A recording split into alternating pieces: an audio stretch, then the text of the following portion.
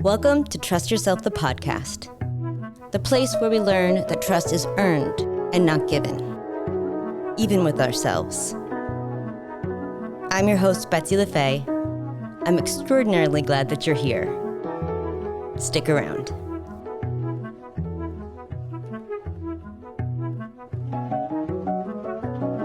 Hello, and welcome back to another episode of Trust Yourself, the podcast. I'm really excited to bring to you today my interview with Hailey Brooks of Storyline.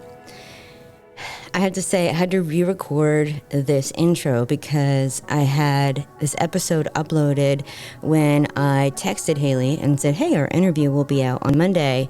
And she was like, oh, cool. I just bought my dream home.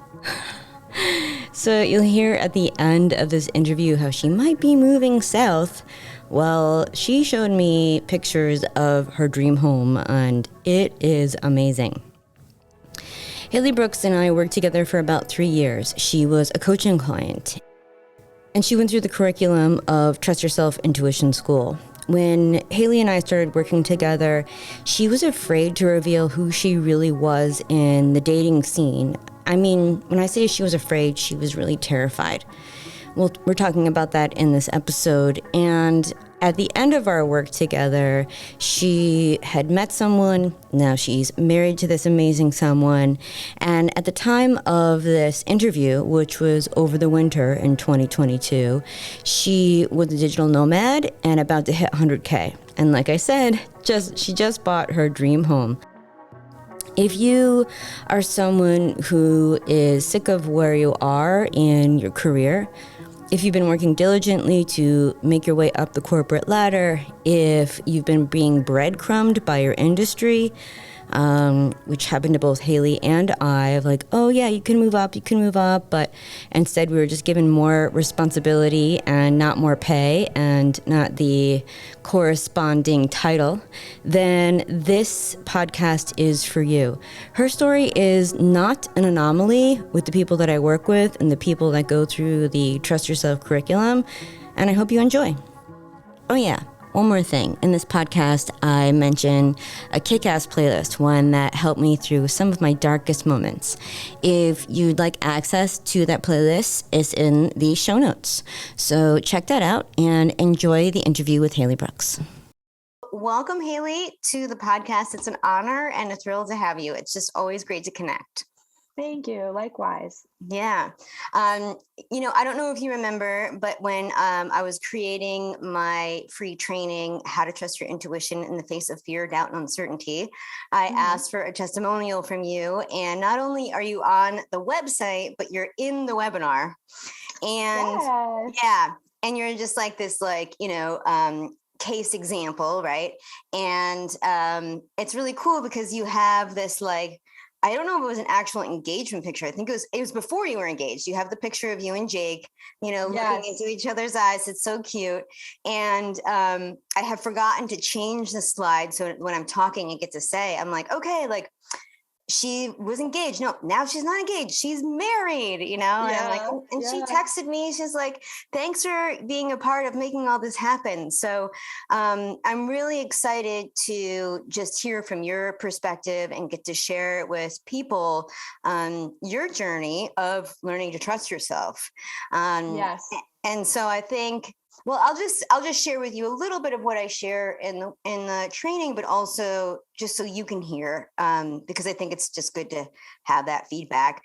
Not only did I obviously witness your complete transformation from somebody who was really afraid to share who they really were in the dating scene, and for understandable reasons, to being engaged, to being married to somebody who is phenomenal. I mean, not only does the family love him, but I've met him. I love him. But yeah, I don't know if you know this. I mean, you probably do, but when you started Storyline, I didn't even know you started it. You just went for it. I was like, she didn't tell me. She didn't ask her mom. Right. She didn't ask her friends. Do you think it's a good idea that I start my own business and stop climbing up this corporate ladder that you had been diligently, been really just I mean, also, I don't know anyone else who just like collected the menagerie of like high profile mentors, free mentors who are just like, Hailey, let's go to coffee and let me give you this corporate advice, which you followed for years. Yeah. And then all of a sudden you're like, oh, you know, this thing is working that I've been kind of been doing on the side. I'm going to make the logo. I'm just going to go for it. And you worked nights and weekends. It wasn't under the radar because you were spreading the word, but it was under the radar in the sense of like, you know, I think most people are used to like, if they're going back to school, or maybe they're thinking about having a kid or starting a business, the usual thing is they talk to their people about it. You know, they talk to their support network, they talk to their, you know, whoever their confidants are, and you just went for it. And so like, you literally demonstrated like the trust yourself archetype. And I'm just very proud of you for all of it. And then of course, you know, you can tell us about the success, but you quickly were able to quit your day job and make more than what you were making at your day job and become a digital nomad. And it's just like, you know, you were in Bali and you were over here and you were in Zion. And it's just like, okay, like to a lot of people, that is the dream life. And it came from an internal place, one that an external professional mentor, either me or someone who else had, you know, you under their wing, so to speak, didn't even suggest to you. Right. So it's amazing. I would love to. So the first question is, right, like, when and how did you learn to trust your intuition? A lot of people say they're still learning. So whatever you want to say about that, I would love to hear. Well, I think, thank you for that. I really appreciate it. You're amazing. You said. Yeah. Very sweet. I think there is this tension of like the outside world, society, expectations, paths that have been laid out that are supposedly correct or work with like what we know inside, especially if that's really never been done before or isn't in like a career book or a major at school, or there isn't necessarily a person who is doing that today. So I think so well said. Yeah, I think I always, like, I was a theater kid in high school. I knew I didn't love acting enough to be an actor, and also understood that that lifestyle wasn't something that I was like really willing to do. But I knew I wanted to be around creative process and storytelling. Like that was my whole thing. But at the time, really the only examples that existed, I was like, oh, I'm smart and I don't want to be an actor, but I want to be around show people. So I'll be a producer. Like that's the thing that is there, you know? And I think I had very romantic ideas about what that was. And the reality of working as an assistant in New York City, making no money and doing everything but producing, you know, was so upsetting and demoralizing. And yet I was sold this idea that if I did it for X amount of time, I would get to the place I wanted to go. And I just want to interject because we were working together during that time. And, you know, just to corroborate your story, you literally were sold that from every angle. And for people listening, you know, it's like, just put your head down and do the work. You'll climb up the ladder. Right. Everyone, all these mentors who you were not even necessarily directly working with, but were successful producers, people at your job were saying, they were giving you all sorts of other responsibilities that you would think There are things, they're feathers in your cap that you would need or want to become a producer, but you were not getting pay raises. You were not getting changes in title, or if you were, it was like a side sort of thing of like, oh, yeah, you're special, Hailey. And it's like, oh, great. Like, where is this? So just to corroborate, like people, I think a lot of times, no matter what your job is, like, it's kind of in the collective and you feel it. But this, like, when you say you were being sold at, like, you were like getting hit over the head with it, with like everybody.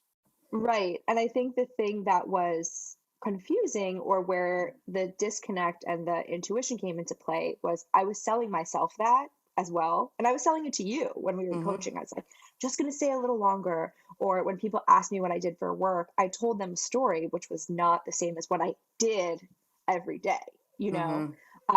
So that story was really important to me. And the reality is it wasn't true. Yeah. And I think I knew that. What was the story that you were telling?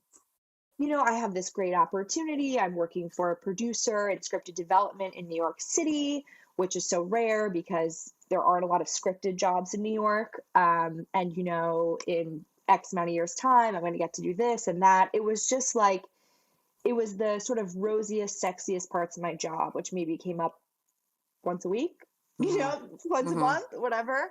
I wouldn't say when someone asked what I did for work, oh, I booked this person's $400 haircut and I take notes in meetings and I answer their phone and whatever. You know what I Right. mean? Right. So Okay. yeah, I think it was really hard for me. There was a lot of shame in admitting to myself what I actually did every day because it was so not what I wanted to be doing. Mm-hmm. But the allure of the potential for what that could have become was worth staying in it. Um, Even though I kind of knew it wasn't going to happen for me. And also like I was working in entertainment during the Me Too era. And Mm-hmm. I think for like female identifying people, for queer people, for black people, whatever, it's like, well, you have to look around and be like, the people at the top of this industry are all kind of like mean white guys. And Yeah. like, I don't see myself really in that demographic. And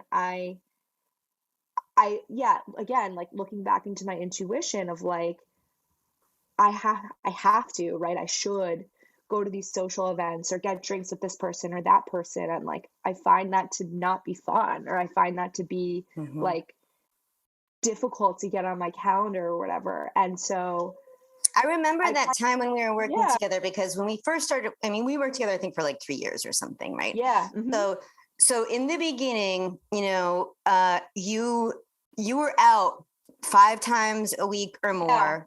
hmm You felt like you had to show up to the Broadway plays and the right, drinks and the networking, and you were out and you were out and you were out and you were out. And as we started to work together, that chutzpah to go out every night, it started to, I could tell it was starting to weigh on you. And, it my job was, is, I don't actually tell people what to do. I just help them figure it out. And, sure, over time, I was just like, okay, so like, how do you feel about staying in this job? Like, I right, don't remember me actually thinking this, but I do know the feeling of like, she's going to find something else because this is clearly wearing you down. And I yeah, don't know anyone else who showed up as much as you did in the job and thank you, outside the yeah, job. I mean, yeah, I say in the webinar, like, I don't know anyone who like that, my menagerie of mentors. Like, I don't know people who have like one mentor who, let yeah, alone, there's the paid mentor, of course, fine, and a therapist or whatever, but then like all these producers being like, Hailey, like you've got it, and yeah, I just want to harken back to like, and I don't want to put words in your mouth, but I think this is sort of what you're expressing and what people experience is hmm this selling themselves out and or short because yeah, of that carrot on the stick. yeah, And most people, this is why I'm so excited to have you on and share from your perspective. Most people don't look, as you put it. I wouldn't have thought of this word, but it makes sense, of the shame that they have yeah, around their choice to right, not look at it, to sell everyone a story of like, oh, I'm not an assistant. I am like, I'm about to be a producer, and or right, whatever it is their version of this is, right? And then what the majority of people do is they just stay there, and then they point the finger and they say, well, right, it is the white cis guys at the top who are at fault for my lack of well-being or my lack of pay, and the resistance and the resentment, right, build up. But what you're demonstrating is there's nothing outward to blame, like that's totally, over yeah, with. And you're like, right. and so now we get to talk, you're about to go into like, okay, like something shifted, so Right. And something's wrong. It's like I'm not yes. I'm telling everyone and I'm telling myself that I do this thing, which I know that I don't do. And Mm-hmm. I don't see myself in the people that are doing it. And you mentioned I had all these mentors, which I totally did, but then I had to kind of think about it and I was like, I don't think I want to be them. So what do I do Mm. now? Wait, let me just interject something because I want to give you a real picture to reflect back and people listening. As you said, it was, something maybe that you did once a week, and that's what you were saying that you did rather than like getting coffee and booking hair appointments, right? Sure, At the same time, and this is what people experience in nearly every industry, you were being breadcrumbed. Yeah, So 100%. Yeah. so you were given, they all of a sudden they were giving you scripts to read and to approve or Yeah. not approve because they quote unquote really valued your opinion, which is true, right? Yeah.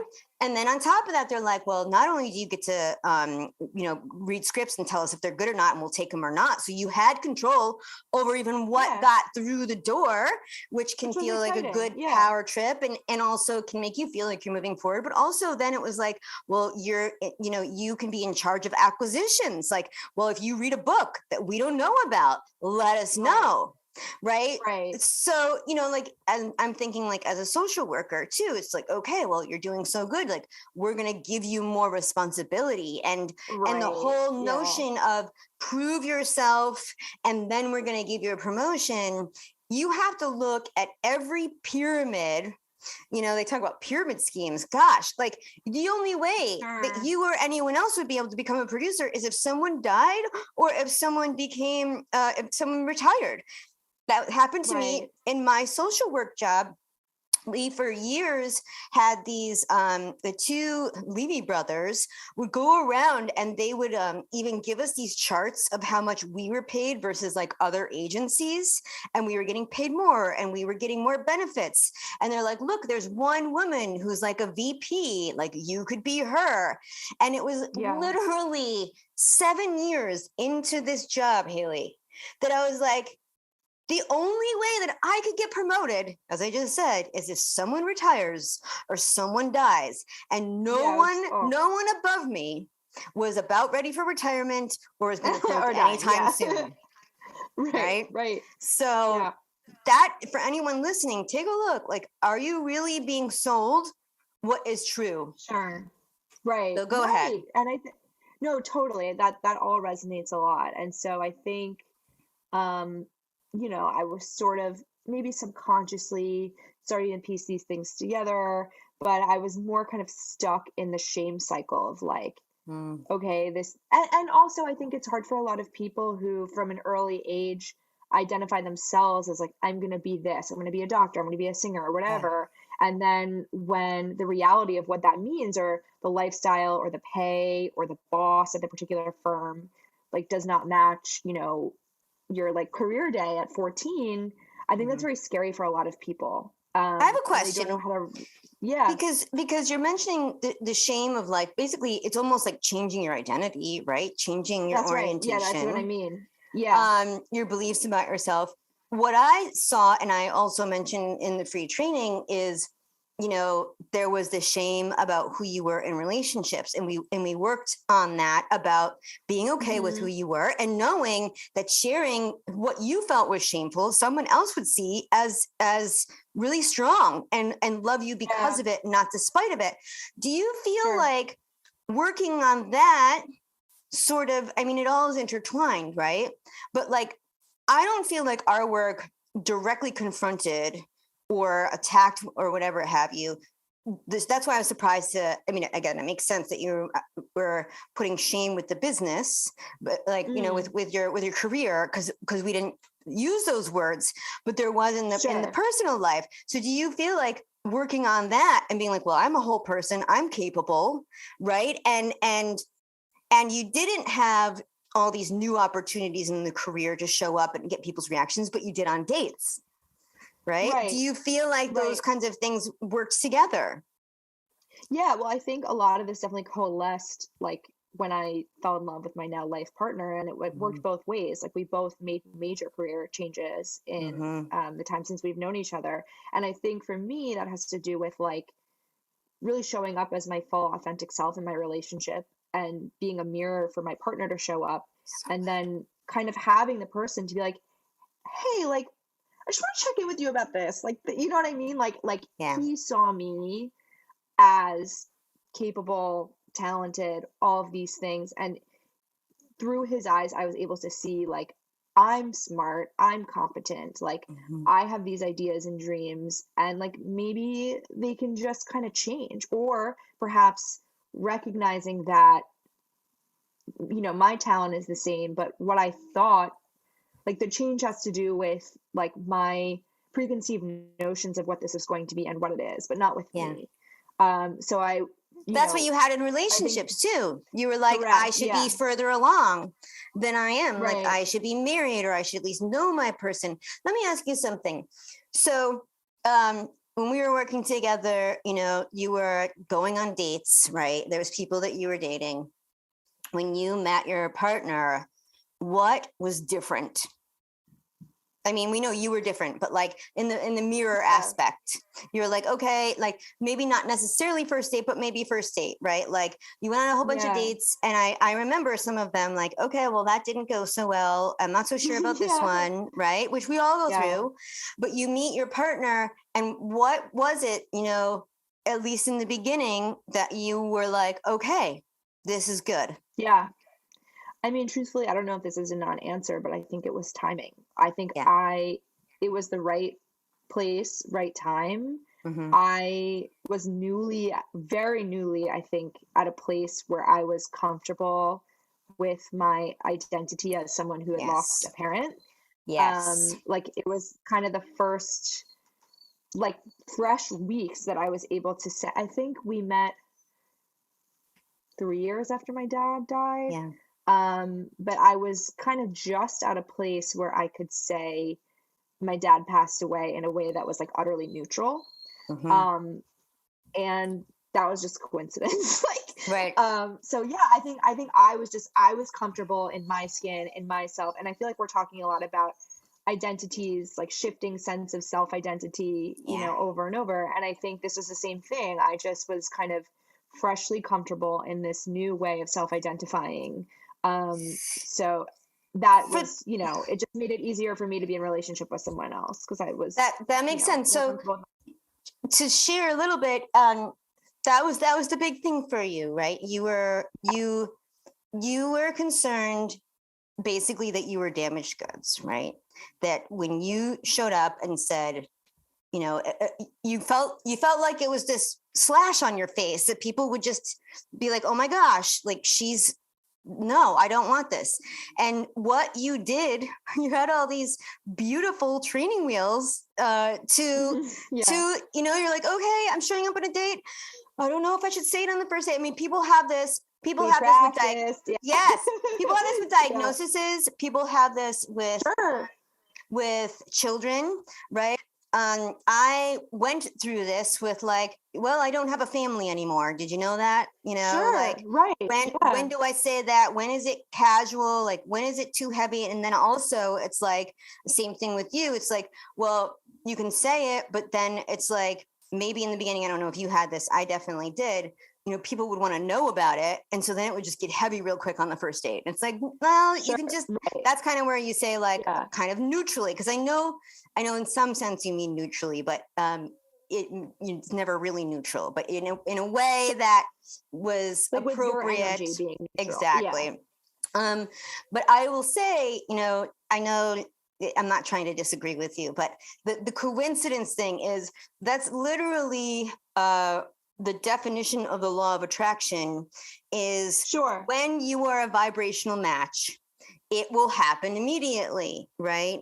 Yeah. And so I said, what was different? And you're like, I was different. I was just finally authentically me, right? Yes. So I also say, because you were authentically yourself and you found someone else who's authentically himself with a super good heart, right? And he's going for his like PhD in psychology, is that right? Or yeah. So Yeah. super well aware. And he was like, didn't he have his name like a green philosophy or something like that? Right? Yeah. So I've got a good memory. Yeah. Yeah, You so when you guys were connecting, you could have that mind, you could have that heart, you could have that gut connection. And Yeah. it was over time that you realized that you could bounce ideas off of him, right? And I'm only putting this in now because for people listening and myself included in the past, if if we don't have, if we ignore red flags where we don't have the best picker, if we are asking our partner, like, hey, I have this thing, can I bounce off of you? You could get gaslit, you could get manipulated, right? Those kinds of things. But when you're in that healthy partnership, that is part of co-regulation, that is part of co-creating your life together. And the fact that you said, not just you, but both of you could make drastic career changes together, that's something that is really bombastic. It's beautiful, because a lot of times people will be like, oh, well, this person hasn't completely found their authentic life yet, or like, they haven't renovated their XYZ yet, like they're not perfect. And it's like, none of us are. And that can be even scary from the partner's perspective to go through that transformation. So that's amazing. Well, and I think in our case, I think we realized pretty quickly after we met, like, whoa, this is really powerful. And like the stories we each have about our career, like the story I was referencing, like these aren't going to cut it anymore for the life that I'm building with this person. And it's just not how I want to show up in the world for me and for this relationship. Like, it's no longer good enough. And I think that's something we both independently came to. So what you said before is you were weaving this like Instagram worthy story of your job, right, which was not accurate. And you were comfortable with yourself, and you were having the internal authenticity translate to the external authenticity. You meet someone else who's authentic, who actually kind of has the same kind of thing going on. And when you say it's not good enough, you don't feel like showing up to a partner and bullshitting that partner. Exactly. That's exactly right. Yep. Because you don't want to be bullshitted. Right. And so we were kind of each doing it to ourselves. Yep. And in recognizing it in the other, it wasn't like us pointing fingers at each other. It was like, we are creating like the truest, most beautiful life together. And like, this doesn't work anymore. Yes. Like rolling out of bed 10 minutes before a job that we're clocking in and clocking out of, getting underpaid. Like, it's not good enough anymore. And, perhaps it was before. It's just not now. And like, I think it's really hard sometimes to understand the line between like kind of positively guiding or encouraging a partner to find their thing or whatever, versus like coming off as judging or reprimanding, or you should be doing this, or you should have. I agree. This. Yeah. I think it's tricky, but in our case, it was like Jake saw the thing I was doing on the side as a business from day one. And you said it was under the radar in the beginning of this conversation. Frankly, it was under the radar to me. Like, I never thought about it as a big deal. And for context, I was basically working with people on their essays for college and graduate school, like their personal statements on the side of my job as a way to make some extra money because I was getting paid so poorly and living in New York. And in fact, on our first date, we met at 9 or something because I was seeing a client after work for what would have become Storyline. And so Jake was the one who first was like, this is incredible. What you do is incredible. This is a business. And I was like, no, it's this little thing, whatever. He came up with a name for the business. Like, I think him recognizing it, honestly, first, it didn't even occur to me, like on a conscious level, because it never felt like work. And like, it wasn't hard, and I didn't have to, fight there was nothing external about it. In my mind, it was just this little thing that I did for some extra cash, Listen to that, people. Take note. Maybe you're baking cookies on the side. Doesn't feel like work. Maybe you're watching other people's kids.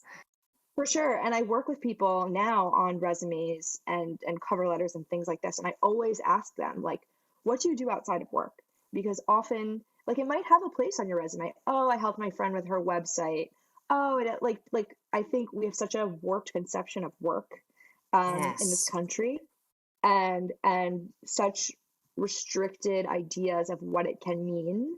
And so, I think going back to intuition and trusting yourself and whatever, I think I just didn't understand that I could create something entirely new, like entirely birthed out of the thing that I love to do, because there was no template or like place for it.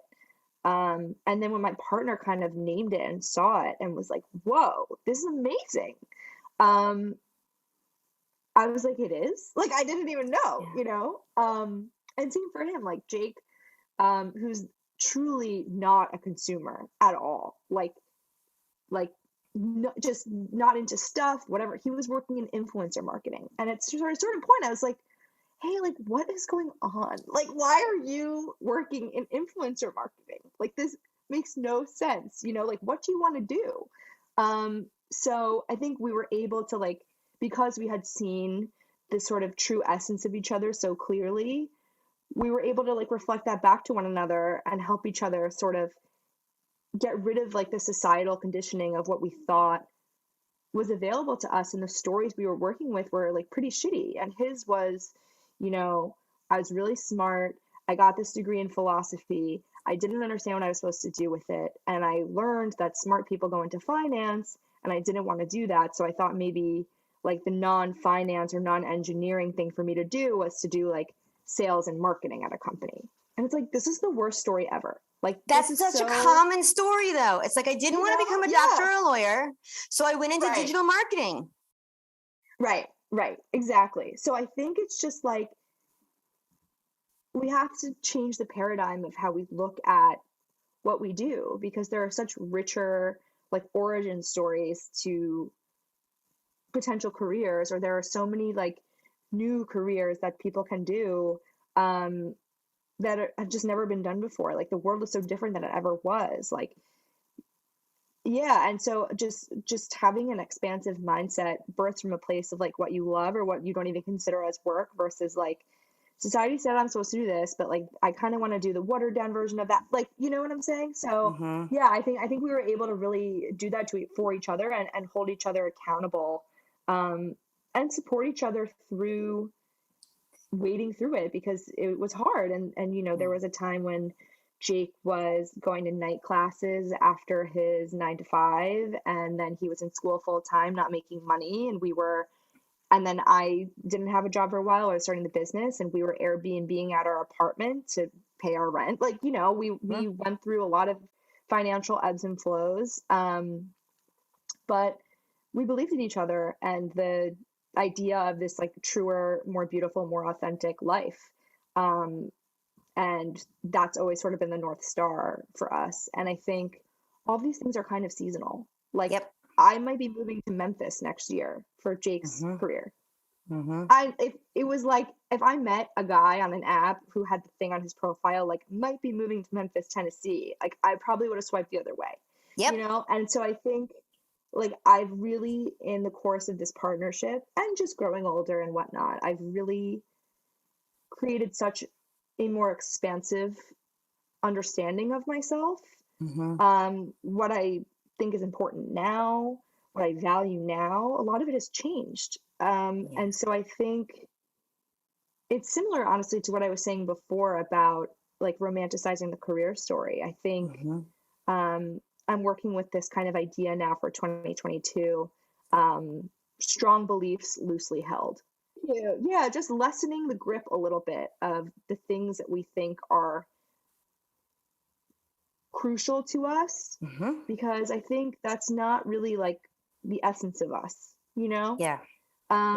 So yeah, that's something I would encourage people to think about too. Just loosening the grip on things that you think are deal breakers or super important. You know, it's a fine line between being true to yourself and all of these things, but I think we were able to do that for each other, and we both grew and changed and are doing things that our lives look so different than they did 4 years ago when we. I say all the time, like, I have strong beliefs and they will change with experience and more data. Right, exactly. Right. I have no problem changing with data and experience, or just new thinking.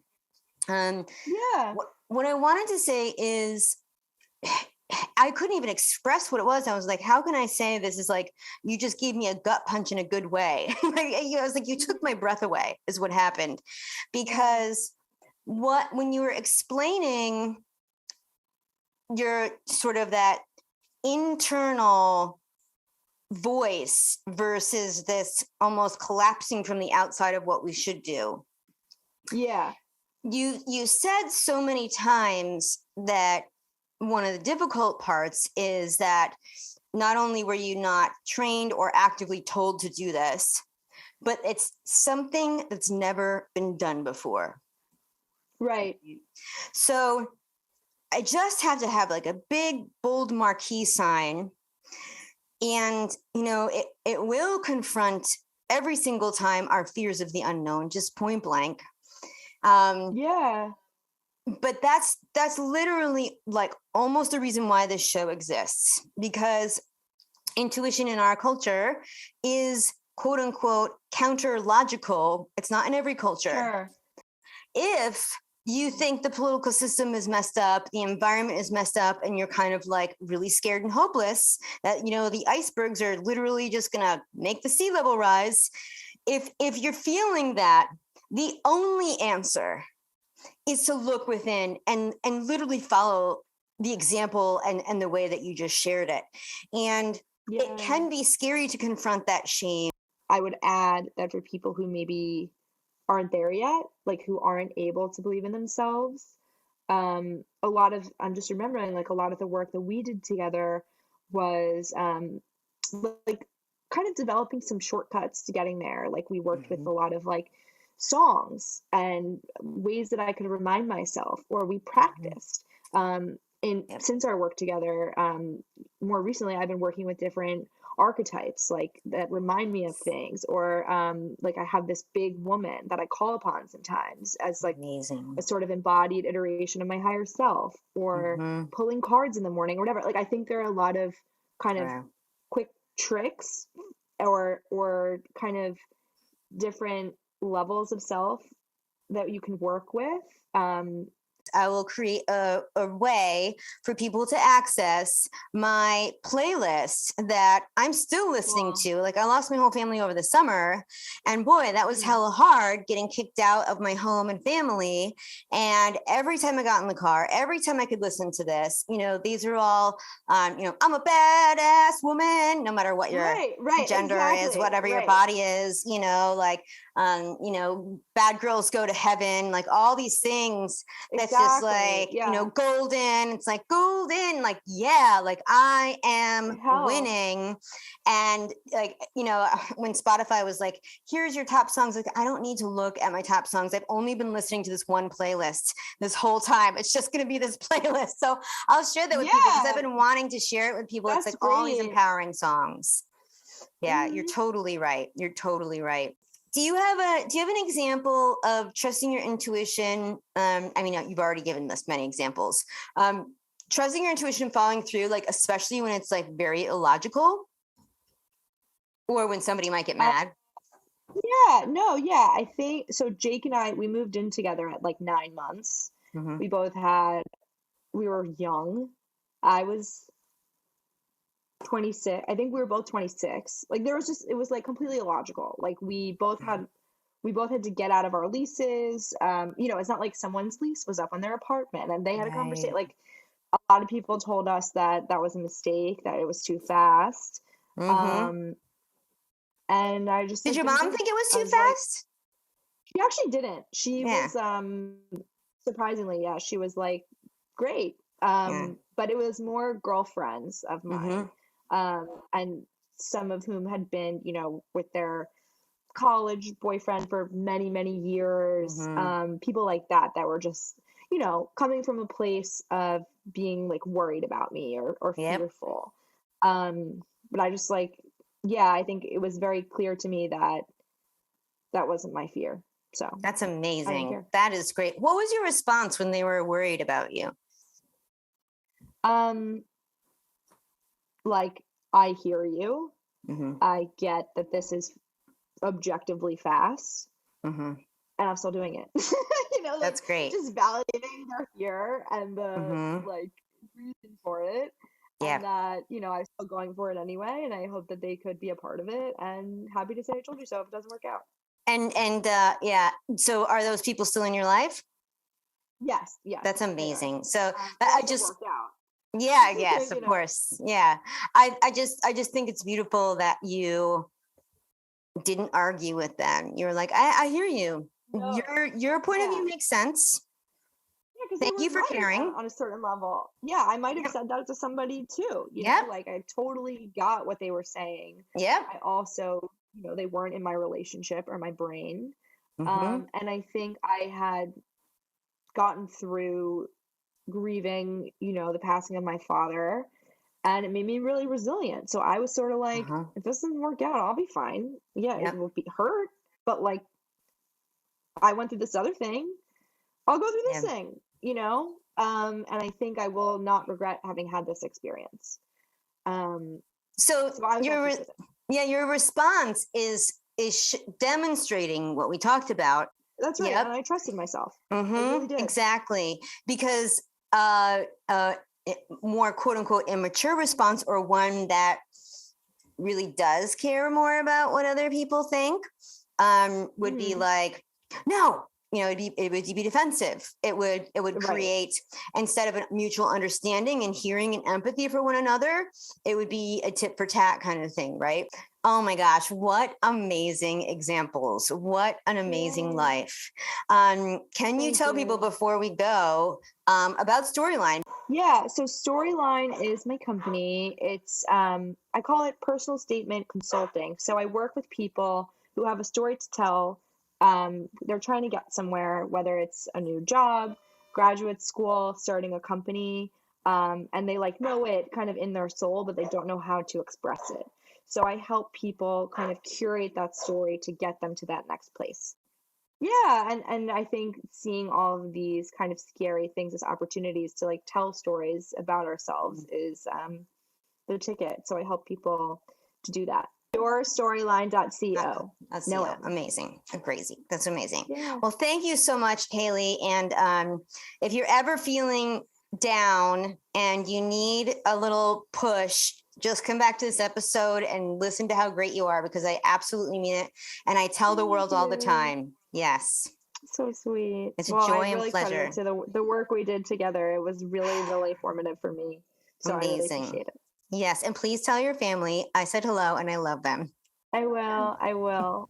Okay, people. Well, there you have it.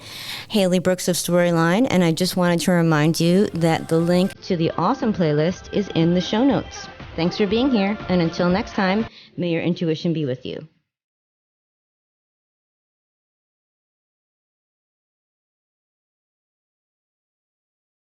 This episode of Trust Yourself, the podcast, is created, written, and produced by me, your host, Betsy LaFay. Music provided by the amazing and generous Ben Talmi. Thanks, Ben.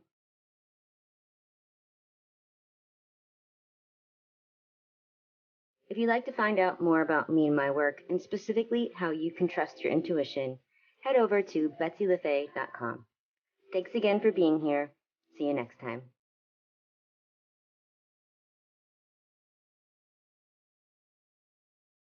Oh yeah, and if you like the show, please subscribe and give us a review. It's one of the best ways to help us get the word out to other people like you. Of course, if you know anyone else that would find this podcast helpful, pass it along to them. Sharing is caring.